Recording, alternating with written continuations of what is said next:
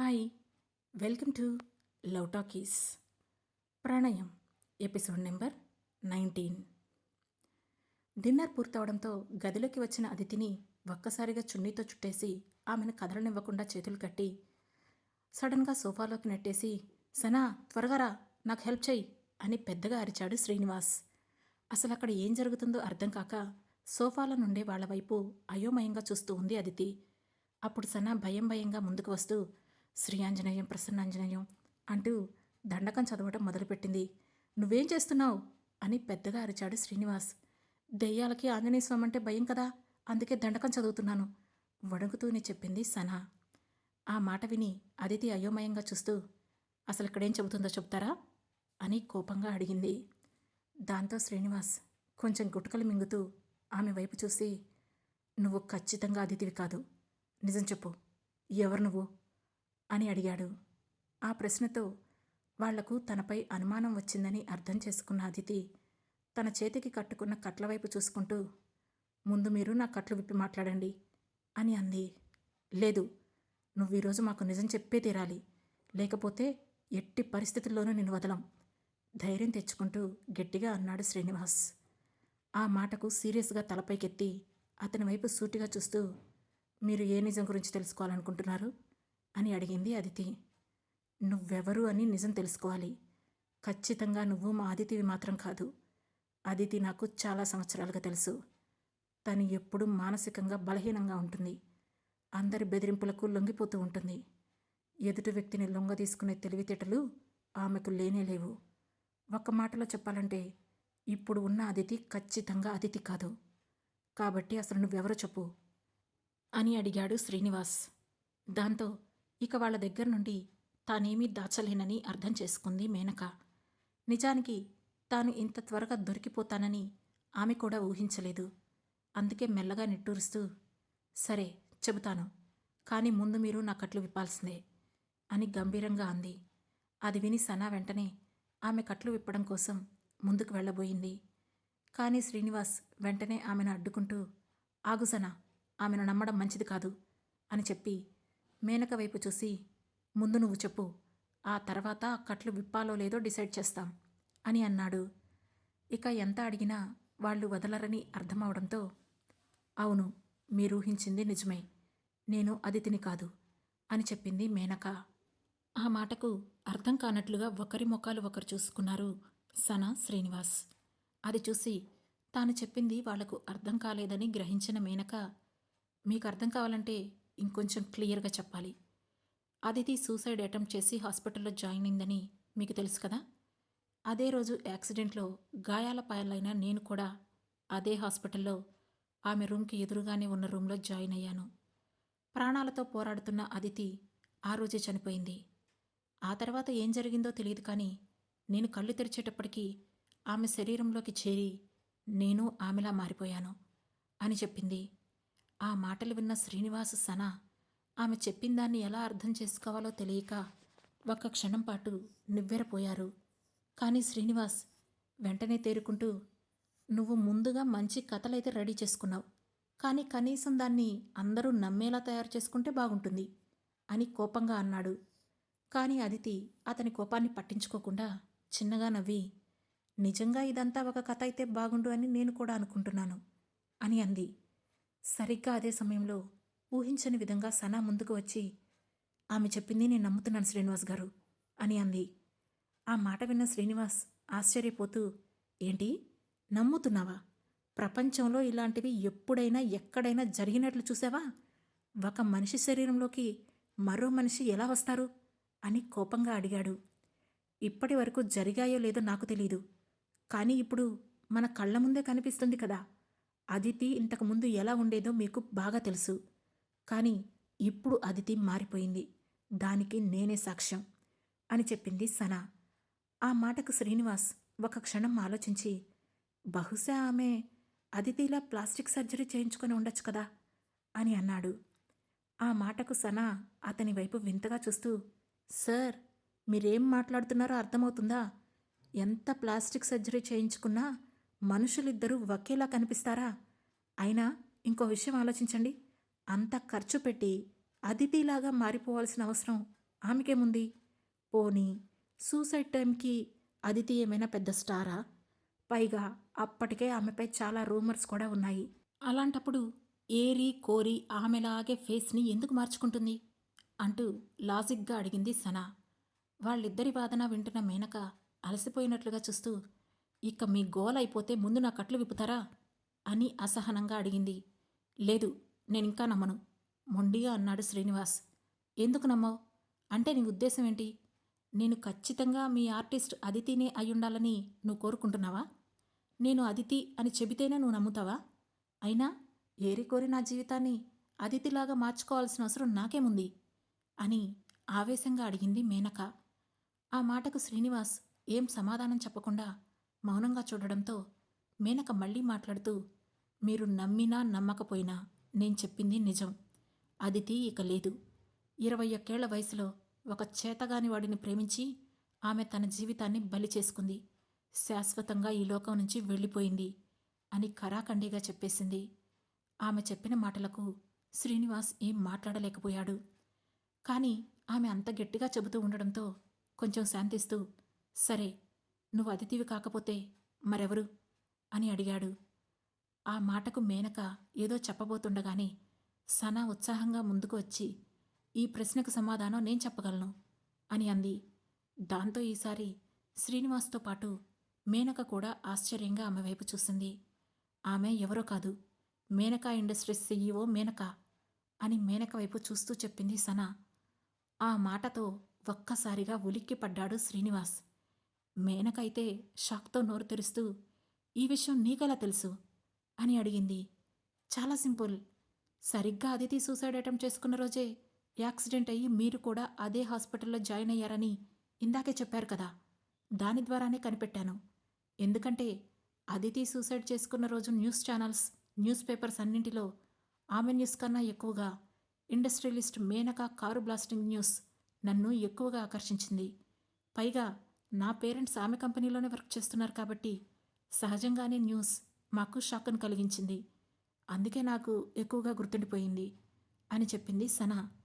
అదంతా వింటూ నోరు తెరిచిన శ్రీనివాస్ అప్పుడే రియలైజ్ అయినట్లు మేనక వైపు షాక్తో చూస్తూ, అంటే నువ్వు, మీరు అంటూ నోట మాట పూర్తి కాకుండానే ఆగిపోయాడు. అప్పుడు మేనక సనా వైపు చూసి చిన్నగా నవ్వుతూ, పర్వాలేదు, బాగానే అంచనా వేశావు అని అంది.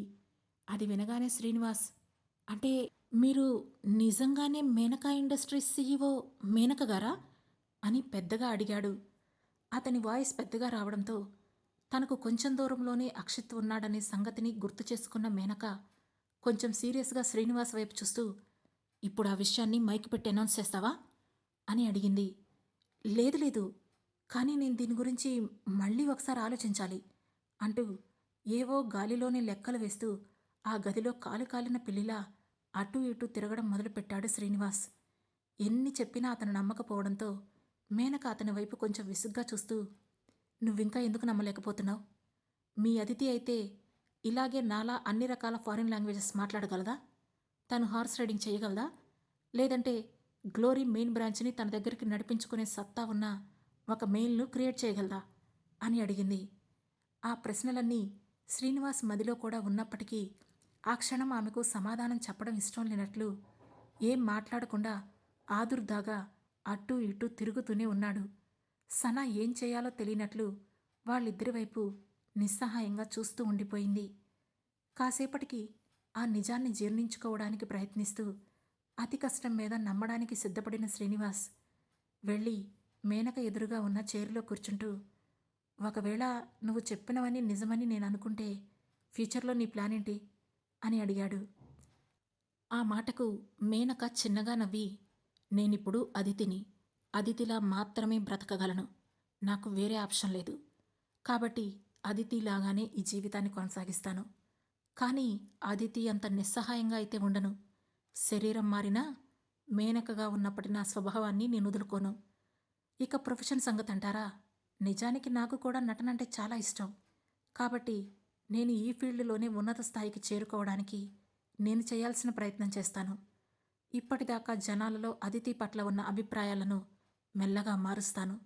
ఇప్పుడున్న సిచ్యువేషన్లో ఇంతకు మించి నేనేమైనా చేయగలనని, చెయ్యాలని మీరనుకుంటే మీ అభిప్రాయాలను కూడా చెప్పండి అంటూ సోఫాలో వెనక్కి జరుగుతూ రాయల్గా కూర్చుంది మేనక.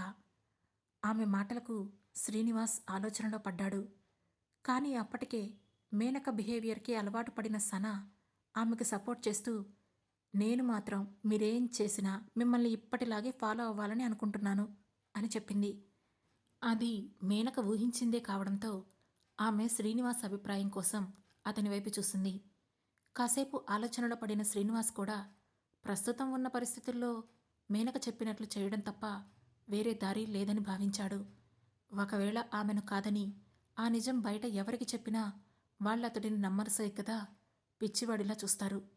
కానీ అతనికి మింగుడు పడని ఒకే ఒక విషయం, తాను ఎంతగానో అభిమానించే అదితి ఇక బ్రతికి లేదనే విషయం. ఆ సంగతి గుర్తుకు రాగానే అతని ముఖాన్ని దిగులు మేఘాలు కమ్మేశాయి. అతను తనలో పొంగుకొస్తున్న దుఃఖాన్ని ఆపుకోలేకపోయాడు. చివరికి అతి కష్టం మీద గొంతు పెగుల్చుకొని ఏడుపు గొంతుతో, అదితి ఇక లేదంటే నేను నమ్మలేకపోతున్నాను. కానీ ఆమె ప్రాణం పోవడానికి కారణమైన ఆ సౌరభ్, దియా ఇద్దరూ ఎలాంటి శిక్ష పడకుండా బయట స్వేచ్ఛగా తిరుగుతున్నారు. నేను దానిని ఒప్పుకోలేను. వాళ్లకు ఖచ్చితంగా శిక్ష పడి తీరాలి అని ఆవేశంగా అన్నాడు. ఎక్కువ రోజులు నేను వాళ్ళని సంతోషంగా ఉండనిస్తానని మీరనుకుంటున్నారా? అదితి ఇమేజ్ను దిగజార్చి ఆమెను చనిపోయేదాకా తీసుకొచ్చిన వాళ్ళని అంత తేలికగా ఎలా వదులుతాను? కానీ మనం తొందరపడకూడదు. అదితి రూపంలో ఉన్న నేను వేసే ఒక్కో అడుగు నా బలాన్ని పెంచుతుంటే అది వాళ్లను క్రమక్రమంగా దిగజారిపోయేలా చేస్తుంది. వాళ్లను ఆ స్థితికి నేను తీసుకొస్తాను అని చెప్పింది మేనక. మేనక మాటలు విన్న తర్వాత శ్రీనివాస్లో కూడా ఒకలాంటి ఆవేశం ఉప్పొంగడంతో, అలా అయితే నేను కూడా మీకే సపోర్ట్ చేస్తాను. మీకు ఏ సహాయం కావాలో నాకు చెప్పండి అని అడిగాడు. ప్రస్తుతం నేనున్న పరిస్థితుల్లో మీరు నాకు ఎలాంటి సహాయం చేయలేరు. కానీ అప్పుడప్పుడు నా గురించి మీరు పాజిటివ్గా స్ప్రెడ్ చేస్తూ ఉండండి. అలాగే నేను కొత్త కొత్త విషయాలను నేర్చుకుంటూ ఎప్పటికప్పుడు నన్ను నేను అప్డేట్ చేసుకుంటున్నానని ప్రచారం చేయాలి. అప్పుడే నేను ఏదైనా కొత్తగా చేసినప్పుడు బయట ఎవరికీ నా మీద అనుమానం రాకుండా ఉంటుంది. లేదంటే ఇప్పుడు మీకు అనుమానం వచ్చినట్లే బయట అందరికీ అనుమానాలు మొదలవుతాయి అని చెప్పింది మేనక. ఆ మాటకు శ్రీనివాస్ అంగీకరిస్తూ, సరే, కానీ మీరు చెప్పిందంతా నిజమే కదా? నిజంగానే మీరు అదితి శరీరంలో ఉన్న మేనకనే కదా అని మరోసారి అనుమానంగా అడిగాడు. ఆ మాటకు మేనక అతని వైపు కొంచెం విసుగ్గా చూస్తూ, మీకు ఇంకా నాపై అనుమానం ఉంటే ఇక్కడే డ్రాప్ అవ్వచ్చు. నమ్మకం లేని వ్యక్తులు నా దగ్గర పని చేయాల్సిన అవసరం లేదు అని అంది. ఆ మాటకు శ్రీనివాస్ ఏదో అనబోతుండగా సనా హఠాత్తుగా ఏదో గుర్తొచ్చినట్లు ఉత్సాహంగా ముందుకు వచ్చి, మీరు మేనకైతే దాని అర్థం అక్షిత్ సార్, అంటే మీరు అక్షిత్ సార్ భార్యనే కదా అని అడిగింది. ఆ మాటకు మేనక ఏమీ సమాధానం చెప్పకుండా మౌనంగా కూర్చోవడంతో ఆమె దానిని అంగీకరిస్తుందని అనుకున్న సనా, అందుకే అక్షిత్ సార్ మీ విషయంలో ఇలా ప్రవర్తిస్తున్నారా? అంటే అతనికి కూడా మీ గురించి నిజం తెలిసిపోయిందా అని అడిగింది. ఆ ప్రశ్నకు మేనక ఏం చెప్పాలో తెలియనట్లు ఒక క్షణం ఆలోచించి, బహుశా అతనికి తెలిసి ఉండకపోవచ్చు, తెలిసే ఛాన్స్ కూడా లేదు అని అంది. ఆ మాటకు సనా కూడా తలాడిస్తూ, అవును, నిజమే. మీరు చూడడానికి అదితిలాగే ఉన్నారు కాబట్టి మీలో ఉన్నది మేనక అని ఎవరూ కనిపెట్టలేరు. అక్షిత్ సార్ ఎంత తెలివైన వాళ్ళైనా ఈ విషయం కనిపెట్టడం మాత్రం అసంభవం అని అంది. సరే, మనం ఇప్పుడు విషయాలన్నీ క్లియర్ చేసుకున్నాం కాబట్టి మనకు తెలిసిన ఈ నిజాన్ని ఈ గదిలోనే పాతిపెట్టాలి. ఇంకెప్పుడు ఎక్కడా దీని గురించి బయటికి రాకూడదు. ముఖ్యంగా నువ్వే సనా. ఈ గది నుంచి బయటికి వెళ్ళాక ఇక్కడ జరిగినవన్నీ నువ్వు మర్చిపోవాలి అని హెచ్చరించాడు శ్రీనివాస్. మీరు ఎక్కడ ప్రమాణం చేయమంటే నేను అక్కడ ప్రమాణం చేస్తాను శ్రీనివాస్ గారు. ఈ విషయాన్ని నా నోటి ద్వారా బయటికి రానివ్వను. అంతేకాకుండా ఈ విషయం నేను చెప్పినా కూడా ఎవరూ నమ్మడానికి సిద్ధంగా ఉండరు కాబట్టి నేను కూడా అందరిలో పిచ్చిదాన్ని అవ్వలేను కదా అని అంది సనా. ఎంతలో మేనక ఆవలిస్తూ, సరే, ఇక మీ డౌట్స్ అన్నీ క్లియర్ అయిపోతే ఎవరిళ్లకు వాళ్ళు వెళ్ళి నిద్రపోండి, నాకు నిద్రొస్తుంది అని అంది. ఆమె సరిగ్గా ఆ మాట మాట్లాడుతూ ఉండగానే ఆమె ఫోన్ స్క్రీన్పై హఠాత్తుగా లైట్ వెలిగింది. దానిపై అక్షిత్ నుండి వచ్చిన వాట్సాప్ మెసేజ్ కనబడుతోంది. నీకు మళ్ళీ నిద్ర పట్టడం లేదా అంటూ. ఇక్కడ నా ఐడెంటిటీని నేను ప్రూవ్ చేసుకోవడానికే సరిపోతుంది. ఇక నిద్ర ఎక్కడ పోవాలి అని మనసులోనే అనుకుంటూ, మిత్రమా, నేను నిద్రపోకపోతే నువ్వు కూడా నిద్రపోవా అని స్మైలీ ఎమోజీ యాడ్ చేసి అతనికి రిప్లై ఇచ్చింది మేనక. నేను ఆఫీస్ వర్క్ చేసుకుంటున్నాను. ఇంతలో అనుకోకుండా నీ రూమ్ వైపు చూశాను. ఇంకా లైట్ వెలుగుతూనే ఉంది అని రిప్లై ఇచ్చాడు అక్షిత్. ఓ, లైట్ వెలుగుతూ ఉందని చాట్ చేద్దామని అనుకున్నారా అని అడిగింది మేనక. ఆ మెసేజ్ చూసిన అక్షిత్ గుండెలో ఒక క్షణం పాటు అలజడి కలిగింది. దాంతో అతను వెంటనే, అలా చేస్తే నీకిష్టమేనా అని అడిగాడు. మీ ఆశలు కోటలు దాటుతున్నాయి, కానీ వాటిని అక్కడే ఆపండి. మీరు కలలో మాత్రమే నా నుండి అవును అనే సమాధానం వింటారు. ఇక నాకు నిద్రొస్తుంది అని ఆన్సర్ చేసింది మేనక. ఇంతలో సనా శ్రీనివాస్ ఇద్దరూ లేచి, ఇక మేం బయలుదేరుతున్నాం మేడం అని అన్నారు. మంచిది, జాగ్రత్తగా వెళ్ళండి, నేను కూడా నిద్రపోవాలి అని మేనక అనడంతో శ్రీనివాస్ సనా ఇద్దరూ గది నుండి బయటకు వెళ్ళిపోయారు. వెంటనే ఆ గదిలో లైట్ ఆఫ్ చేసింది మేనక. ఆ తర్వాత వెళ్ళి బెడ్పై వాలిపోయి, గుడ్ నైట్ మై ఫ్రెండ్ అని అక్షిత్కు మెసేజ్ చేసి అలసిపోయినట్లుగా కళ్ళు మూసుకుంది అదితి. మరోవైపు అర్ధరాత్రి దాటిన తర్వాత ఇంటికి చేరిన శ్రీనివాస్ చేసిన మొట్టమొదటి పని తన స్టడీ రూంలోకి వెళ్ళి ల్యాప్టాప్ ఆన్ చేసి మేనక గురించిన ఇన్ఫర్మేషన్ను సెర్చ్ చేయడం. అందులో మేనక గురించిన ప్రొఫైల్ చూడగానే ఒక్కసారిగా అతను షాక్తో నోరు తెరిచాడు. దాదాపు కింద పడిపోతున్నట్లుగా కళ్ళు తిరగడంతో ఎదురుగా ఉన్న టేబుల్ పట్టుకొని తనను తాను నియంత్రించుకున్నాడు. ఎందుకంటే అంత హార్డ్ కోర్ ప్రొఫైల్ను అతనెప్పుడూ చూడలేదు. అందులో ఉన్న డేటా ప్రకారం మేనకకు వచ్చిన ఫ్రెంచ్, ఇటాలియన్, జపనీస్ భాషల గురించి పక్కన పెడితే ఆమెకు కొరియన్, స్పానిష్ కూడా మాట్లాడగలదు. దాంతోపాటు ఆమెకు రాని విద్య లేదు అన్నట్లుగా painting, skiing, diving, mountain car రేసింగ్తో పాటు ప్రైవేట్ పైలట్ లైసెన్స్ కూడా ఉన్నట్లు అందులో ఉంది. ఇక ఆమెకు ఉన్న బిరుదుల విషయానికొస్తే చెప్పడానికి మాటలు కూడా సరిపోలేదు. ఆమె ఏషియన్ మహిళా మ్యాగ్నెట్ అని, ప్రసిద్ధి చెందిన మోడల్ అని, టాప్ వైన్ టేస్టర్ అని ఆమె గురించి అన్ని ఆర్టికల్స్ పొగుడుతూ రాశాయి. దాంతో శ్రీనివాస్ తనను తాను కంట్రోల్ చేసుకుంటూ గూగుల్లో ఆమె లైఫ్ హిస్టరీ చేసి చదవడం మొదలుపెట్టాడు. అందులో ఆమె చిన్న వయసు నుండి ఎంగేజ్ వరకు సాధించిన అద్భుతమైన విజయాల గురించి ప్రత్యేకంగా రాసి ఉన్నాయి. ముఖ్యంగా ఆమె అక్షిత్తును ప్రేమించడం, మేనకా ఇండస్ట్రీస్ స్థాపించడం, ఆ తర్వాత అంచెలంచెలుగా ఎదగడం వంటి వాటి గురించి తెలుసుకున్న శ్రీనివాస్ ఇక తాను ఆమెకు ఎదురెళ్ళి ఏమీ చెయ్యలేనని, ఖచ్చితంగా ఆమె చెప్పినట్లు నడుచుకుంటే కనీసం అదితికి న్యాయం చెయ్యొచ్చని ఫిక్స్ అయ్యాడు. 2 రోజుల తర్వాత గ్లోరీ కంపెనీ అఫీషియల్గా ఎండార్స్మెంట్ అగ్రిమెంట్ను రెడీ చేసి దానిపై మేనకతో సైన్ చేయించుకోవాలని అనుకుంది. కానీ అదితి బ్రతికి ఉన్నప్పుడు లైలా ఏజెన్సీకి చేసిన కాంట్రాక్టు ప్రకారం ఇంకో 6 నెలల పాటు ఆమె ఏ వర్క్ చేసినా అందులో లైలా ఏజెన్సీకి పర్సంటేజ్ వెళ్తుంది. ఆ విషయం గురించే మేనకకు ఫోన్ చేసి మాట్లాడుతున్నాడు శ్రీనివాస్. మీరిప్పుడు అదితి కాదు గనక నేను మీకు ఎక్కువగా వివరించి చెప్పాల్సిన అవసరం లేదు. అగ్రిమెంట్ ప్రకారం లైలా ఏజెన్సీకి పర్సంటేజ్ వెళ్తుంది. అలాగే మిగిలిన డబ్బుతో అప్పులన్నీ తీరిపోతాయి. కానీ మీకు దీనివల్ల రూపాయి కూడా మిగలకపోవచ్చు అని అన్నాడు శ్రీనివాస్. అంతా విన్న మేనక, నాకు క్లియర్గా చెప్పండి, ఆ ఏజెన్సీ అగ్రిమెంట్ ప్రకారం సినిమాలో నా పర్సంటేజ్ ఎంత, అలాగే ఎండార్స్మెంట్లో పర్సంటేజ్ ఎంత అని అడిగింది. సినిమాలో 20%, బిజినెస్ అగ్రిమెంట్స్లో 15% అని చెప్పాడు శ్రీనివాస్. అది వినగానే మేనక చిరాకు పడుతూ, నువ్వు అదితిని పూర్తిగా లైలా ఏజెన్సీకి అమ్మేశావు. ఆ అగ్రిమెంట్ ప్రకారం ఇప్పుడు నేను ఎంత కష్టపడినా చివరకు నాకు రూపాయి కూడా మిగలదు. ఇలాగే ఉంటే నేను ఫ్యూచర్లో గడ్డి తిని బతకాలి అని అంది. లేదు లేదు, మీరు కంగారు పడకండి. నేను ఇప్పటికే మీ తరపున ఏజెన్సీతో మాట్లాడాను. త్వరలో ఆ అగ్రిమెంట్ను పూర్తయ్యేలాగా ఏదో ఒకటి చేస్తాను అని సమాధానం చెప్పాడు శ్రీనివాస్. అదేదో త్వరగా చేయండి అని చెప్పి ఫోన్ పెట్టేసింది మేనక. ఆ తర్వాత ఆమె షూటింగ్కి బయలుదేరి వెళ్ళింది. అక్కడ సనాతో కలిసి మేకప్ వేసుకుంటూ ఉండగా, మేడం, ఇంకొన్ని రోజుల్లో సౌరభ్ పుట్టినరోజు రాబోతోంది. ఖచ్చితంగా చాలామంది మీడియా వాళ్ళు దీన్ని కవర్ చేస్తారు. ఈ టైంలో మీరు ఏదైనా చేయాలనుకుంటున్నారా అని అడిగింది.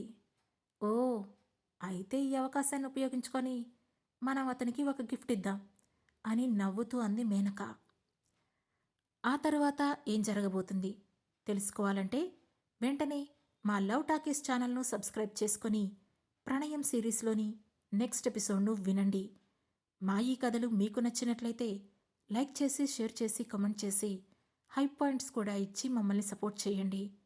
Thank you.